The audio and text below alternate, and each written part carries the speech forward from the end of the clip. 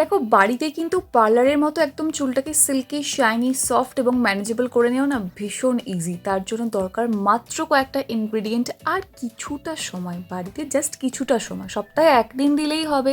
পুরো প্রসেসটা ভালো করে দেখে নাও, বুঝে নাও, বাট একটু কন্টিনিউ করতে হবে।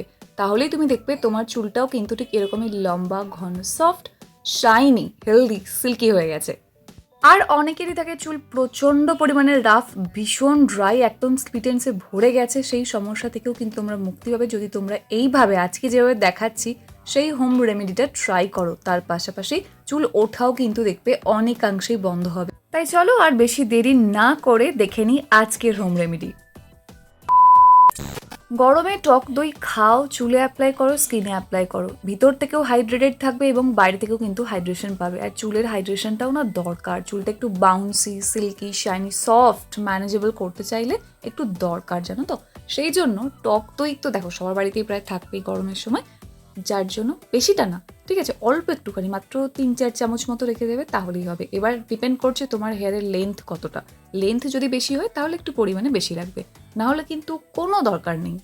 টক দইয়ের মধ্যে কিন্তু আছে ন্যাচারাল ক্লিনজিং প্রপার্টিজ, যার জন্য আমাদের স্ক্যাল্প যদি ভীষণ পরিমাণে দেখবে অনেক সময় ইনফেকশন হয়ে যায়, হ্যাঁ, গরমের সময় না দেখবে র্যাশ হয়ে যায় স্ক্যাল্পেও, ড্যান্ড্রফের প্রবলেমটা স্টিকি ড্যান্ড্রফ হয়ে যায়, সেটাও কিন্তু কিওর করতে হেল্প করবে এই টক দইটা। ভীষণ ভালো কাজ করবে, অ্যাভয়েড করবে না একদম। আর এরপর আমি এর মধ্যে মিশিয়ে নিচ্ছি একটা ডিম। আমি জানি তোমরা অনেকে ডিম পছন্দ করো না, ডিম অ্যাপ্লাই করতে পারবে না, কোনো ব্যাপার না, ফ্ল্যাক্সিড জেল অ্যাপ্লাই করো।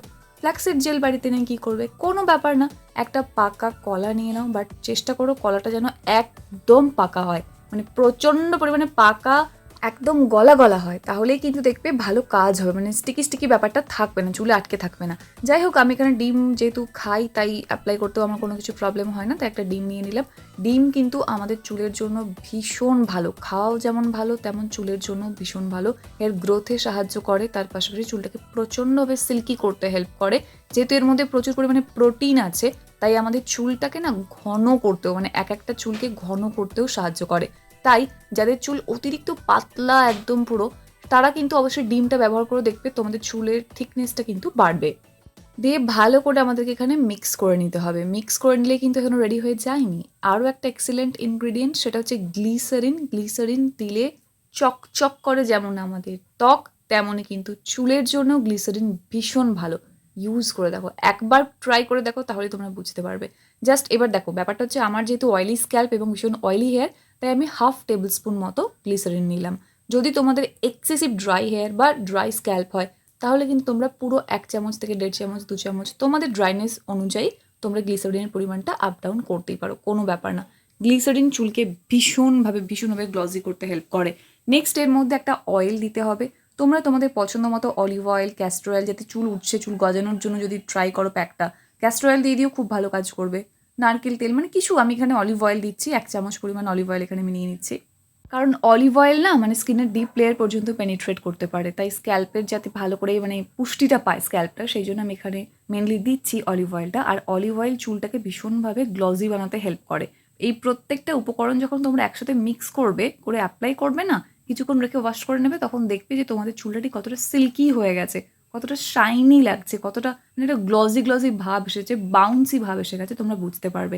কোনো যদি অয়েল না থাকে, জাস্ট একটু সর্ষের তেল নিয়ে দিয়ে দাও, তাহলেও হবে, কোনো চাপ নেই। এবার ব্যাপারটা হচ্ছে ভালো করে তোমাদের এখানে মিক্স করতে হবে। মিক্সিংটা এখানে খুব বেশি ইম্পর্টেন্ট। মিক্স করে নিয়ে সঙ্গে সঙ্গে কিন্তু আমরা এটা পুরো চুলে অ্যাপ্লাই করে নেব, একদম পুরো স্ক্যাল্প, পুরো লেন্থে অ্যাপ্লাই করব। স্পেশালি চুলের আগায়, মানে যেখানে আমাদের স্প্লিটেন্সটা হচ্ছে, সেই জায়গায় ভালো করে অ্যাপ্লাই করব। অ্যাপ্লাই করে বেশিক্ষণ রাখারও কোনো দরকার নেই, মাত্র 30 মিনিট রাখবো, একদমই তাই। আধ ঘন্টা রাখলেই এনাফ। এর বেশি রাখার মানে চুলটাকে পুরো খড়খড়ে করে নিয়ে শ্যাম্পু করার কোনো দরকার নেই, ঠিক আছে। নর্মাল আধ ঘন্টা রাখবো, রেখে শ্যাম্পু করে নেব।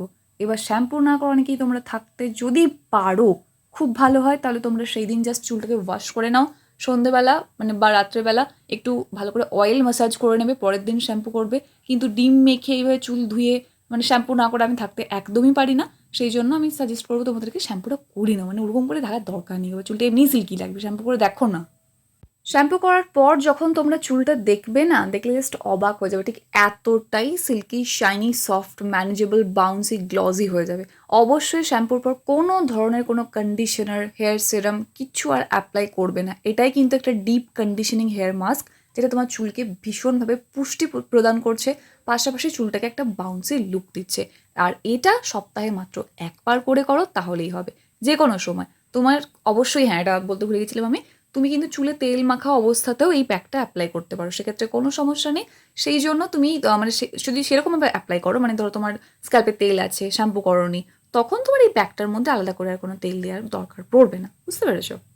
চুলটাকে সিল্কি, শাইনি, ম্যানেজেবল রাখার জন্য সপ্তাহে একটা দিন 0.5 ঘন্টা মানে দেওয়া যেতেই পারে। এটা কিন্তু দেওয়া যায়, এটা কেউ মিস করো না। প্যাকটা অ্যাপ্লাই করো, করে ফিডব্যাকটা আমার সাথে শেয়ার করতে ভুলো না। আশা করছি আজকে ভিডিওটা একটু হলেও হেল্পফুল ছিল।